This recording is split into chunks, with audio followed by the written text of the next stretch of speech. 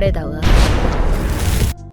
Seperti biasanya, setiap hari Sabtu sore, maka kami pun akan kembali menjelaskan sekaligus menceritakan mengenai breakdown dari detail-detail kecil yang sebelumnya mungkin saja sudah sempat kita lewatkan dan menarik untuk bisa kita bahas. Di mana secara garis besar, inilah 3 topik pembahasan menarik yang sudah kami kumpulkan untuk dapat kita bahas pada hari Sabtu ini. Pertama, udah jelas tentang preview cerita singkat untuk chapter 310-nya hari Senin. Kedua, tentang penjelasan lawan dari tim Jepang yang kemarin kebetulan baru saja muncul setelah versi legalnya sudah keluar. Dan tentunya yang ketiga adalah mengenai detail-detail kecil serta foreshadowing yang kebetulan telah dibuat oleh Muneyuki Kaneshiro tepat pada chapter 303 dan juga pada chapter 309-nya kemarin. So, tanpa berlama-lama lagi, sekarang mari kita langsung masuk aja menuju ke dalam topik pembahasan utamanya. Singkat cerita, judul dari chapter 310 adalah sebagai berikut, yaitu Just Quit It Already. Kata-kata itu memiliki banyak sekali arti, baik arti secara harafiah ataupun arti secara analogi. Secara harafiah, judulnya memberitahu kepada kita bahwa orang yang sedang berbicara pada chapter 310 itu, nantinya dia akan meminta lawan bicaranya untuk dapat bisa segera menyerah. Tapi secara analogi, maka bisa diartikan yang berbeda juga, yaitu orang yang sedang berbicara mencoba untuk dapat menyadarkan lawan bicaranya dengan cara memarahinya agar orang itu bisa sadar. Ya, apapun itu, yang jelas judulnya kurang lebih adalah seperti itu.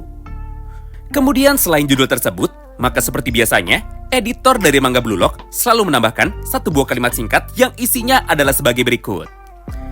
Igaguri dan juga Nagi. 2 orang pemain yang sudah dibuang, kini mulai bertemu dan juga kini mulai berbicara menuju kepada satu sama lain. Tujuannya apa? Tidak ada satupun orang yang tahu. Nah, menariknya, dari satu buah kalimat editor itu, sebenarnya hal tersebut sudah dapat menjelaskan kepada kita mengenai beberapa hal yang jika kita jabarkan lebih lanjut, maka isinya adalah sebagai berikut. Pertama, udah jelas dan juga sangat pasti bahwa isi dari chapter 310 besok sebagian besar adalah tentang Nagi, dan juga Igaguri. Pokoknya cuy, hampir semua isinya lagi-lagi kembali membahas tentang Nagi. Kedua, dari chapter 309 kemarin muncul sebuah pertanyaan penting. Bang, emang benar Igaguri sudah comeback dan juga masuk ke dalam tim dari Buratsuta? Jawabannya cukup simpel cuy, yaitu belum tentu. Karena faktanya, autornya sama sekali tidak menjelaskan kepada kita apakah Igaguri adalah anggota dari tim 3 atau bukan. Yang artinya, walaupun si botak Igaguri alias Gurimu Igarashi kemarin sudah muncul tepat pada ending chapter 309, maka bukan berarti dia adalah anggota dari tim Buratsuta. Bisa aja cuy, Igaguri emang sengaja dimunculin karena dia mau menyadarkan Nagi dengan menggunakan jurus ceramah no jutsunya. Lagi pula menurut kami, orang yang paling cocok untuk dapat bisa membuat Nagi sadar sekarang emang cuma Igaguri aja. Karena sebelum Nagi memiliki masalah seperti sekarang, Igaguri pun sudah lebih dulu memiliki masalah yang sama seperti dia. Ingat kan, Igaguri aslinya adalah biksu. Serta dia pun juga sudah diperintahkan oleh orang tuanya untuk dapat bisa meneruskan pekerjaan dari orang tuanya, yaitu untuk dapat bisa menjadi biksu, serta untuk dapat terus menjaga kuil dari keluarga mereka. Jadi, ketika Igaguri sekarang sudah dikeluarkan dari dalam Blue Lock, dan juga sudah sadar bahwa dia tidak cocok untuk dapat bisa bermain sepak bola, maka Igaguri pun masih memiliki satu tempat lain untuk dapat kembali, yaitu dia akan kembali menjadi biksu sesuai dengan permintaan dari keluarganya. Sedangkan Nagi bukan siapa-siapa, serta Nagi pun tidak punya apa-apa. Satu-satunya hal yang sekarang dimiliki oleh Nagi hanyalah bakatnya saja. Jadi jika Nagi memutuskan untuk dapat keluar dan juga berhenti bermain sepak bola, maka udah jelas itu akan sangat merugikan. Pokoknya, menurut kami pada chapter yang berikutnya, Igaguri bakalan kasih ceramah panjangnya kepada Nagi, supaya dia bisa berubah pikiran, serta supaya dia tidak berhenti bermain sepak bola. Kesimpulannya, chapter 310 isinya adalah tentang Nagi dan juga Igaguri. Serta Igaguri bukan atau masih belum tentu anggota dari tim 3 Buratsuta. Dengan begini, maka peluang bagi Kira, Messi Aomori, dan juga karakter-karakter yang lainnya untuk dapat bergabung ke dalam tim 3 dari Buratsuta sekarang masih terbuka dengan sangat lebar. Karena sekali lagi, satu spot kosong itu bukan ditempati oleh Igaguri. Selanjutnya, mari kita masuk menuju ke dalam topik pembahasan yang keduanya, yaitu tentang detail-detail kecil sekaligus foreshadowing dari Seishiro Nagi. Topik ini udah sempat kita bahas pada video shortnya kemarin. Tapi karena cuma bisa 1 menit, maka penjelasan lengkapnya ada di dalam video ini. Gampangnya, mari kita lihat sama-sama isi dari chapter 303. Di mana pada gambar itu, kita pun dapat menyaksikan bahwa Nagi sedang main game, tapi dia selalu kalah ketika pakai Ryu. Bahkan, mata dari Nagi pun nampak putih semuanya seperti mayat hidup, alias seperti orang yang sama sekali tidak punya ambisi. Lalu setelah itu, mari kita lihat juga isi dari chapter 309-nya kemarin. Di mana pada gambar tersebut, Nagi pun masih melakukan hal yang sama. Yaitu, dia cuma main game. Tapi pada saat ini, Nagi pun ternyata sekarang bisa menang. Bahkan pada panel mangganya, Nagi pun sampai terlihat sangat serius. Hingga dia pun mengeluarkan semua tenaganya cuma buat pencet-pencet tombol doang, saking dia sangat ambisiusnya. Nah, walaupun secara sekilas, isi dari 2 gambar itu cukup identik, alias cukup mirip. Tapi jika kalian perhatikan baik-baik, udah jelas kan ada perbedaan yang sangat mencolok. Intinya, Nagi kalah terus saat jadi hero. Namun, Nagi bisa menang terus-menerus ketika dia sudah memutuskan untuk dapat jadi villain. Tentu aja cuy, semua foreshadowing kecil di atas sebenarnya cukup berkaitan dengan isi dari chapter 309-nya kemarin. Gampangnya begini, di saat Nagi sedang memikirkan sebuah peluang untuk dapat bermain sepak bola dan bergabung dengan tim 3 dari Buratsuta, maka mata dari Nagi pun sama sekali tidak menyala. Bahkan, Nagi pun tidak bisa memunculkan egonya sama sekali. Tapi ketika Nagi sudah memikirkan untuk dapat bisa keluar Jepang, bermain di dalam tim City, dan juga bergabung ke dalam timnas Inggris, maka semangat dari Nagi justru malah menjadi terbakar. Gara-gara itulah matanya pun kini kembali menyala. Ditambah muncul banyak sekali aura hitam tepat dari dalam tubuhnya. Nah, di dalam cerita Blue Lock, ego atau kekuatan semangat ini emang digambarkan dengan cara seperti ini. Yang artinya, jika tubuh dari Nagi sudah menunjukkan ciri-ciri seperti kemarin, udah jelas, ego dari Nagi artinya sudah bisa kembali jika dia memutuskan untuk dapat bisa bermain di luar. Mirip banget kan dengan gambar dari foreshadowing di atas. Saat Nagi main game tapi milih buat jadi pahlawan, dan juga saat Nagi memikirkan tentang Blue Lock, maka yang ada, Nagi pun malah menjadi selalu kalah, serta Nagi pun sama sekali nggak bersemangat. Tapi ketika Nagi sudah memutuskan untuk menggunakan karakter villain atau karakter Heihachi dari game Tekken, dan juga ketika dia membayangkan Nagi sudah bermain di dalam tim Inggris, maka secara otomatis semangat dari Nagi pun malah menjadi terbakar. Serta di saat bermain game, Nagi pun selalu saja menang tanpa bisa dikalahkan 1 kali pun.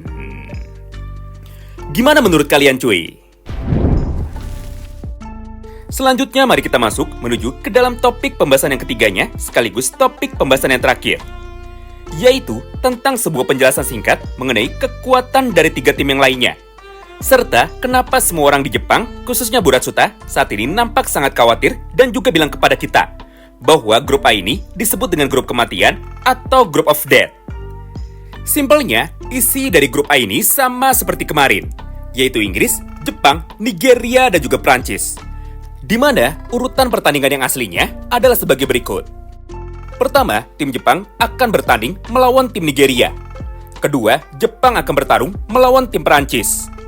Barulah pada pertandingan yang ketiganya, Jepang akan bertanding melawan tim dari Inggris. Nah, menariknya, menurut Junpachi Ego, pertandingan melawan Nigeria akan menjadi pertandingan yang sangat sulit sekaligus ujian pertama bagi mereka. Karena faktanya, Nigeria adalah raja dari sepak bola Afrika. Mengingat di dalam cerita Blue Lock, 1 tahun sebelum turnamen Piala Dunia U20 dimulai, Nigeria sudah bisa menang lebih dulu dalam turnamen AFCON alias turnamen sepak bola antara negara di Afrika. Tentu aja untuk bisa menang dan juga bisa juara Piala AFCON itu bukan sebuah hal yang mudah. Karena kenyataannya, negara-negara di Afrika yang bertanding rinciannya adalah sebagai berikut. Mulai dari Maroko, Egypt, Afrika Selatan, Senegal, Kamerun, bahkan sampai dengan Pantai Gading. Artinya apa? Artinya Nigeria jauh lebih hebat daripada Maroko dan juga Egypt.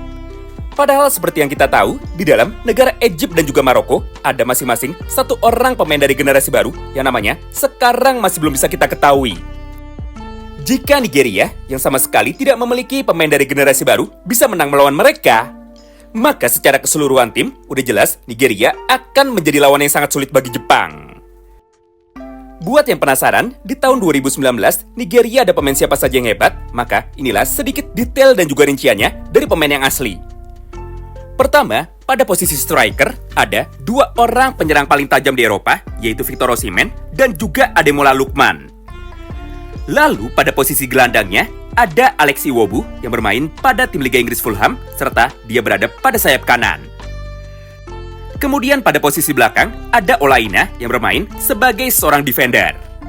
Serta masih banyak lagi nama-nama besar lainnya dari negara Nigeria yang berhasil menjadi pemain top dari liga-liga besar di Eropa. Kemudian, kita bahas pertandingan yang keduanya. Jujur aja, untuk pertandingan yang kedua ini, banyak sekali para pembaca yang berpendapat, sekaligus berharap, termasuk kami sendiri, bahwa seharusnya Blue Lock bisa dikalahkan pada pertandingan yang kedua melawan tim nasional Perancis. Karena di dalam ceritanya sendiri, Jin Pachego sudah sempat menyampaikan kepada kita dengan sangat jelas pada potongan panel manga ini, yaitu tim terkuat di dunia sekaligus mantan juara Piala Dunia sebelumnya, mereka adalah Perancis. Yang artinya, Perancis adalah tim sekaligus negara terkuat yang ada di dalam cerita Blue Lock.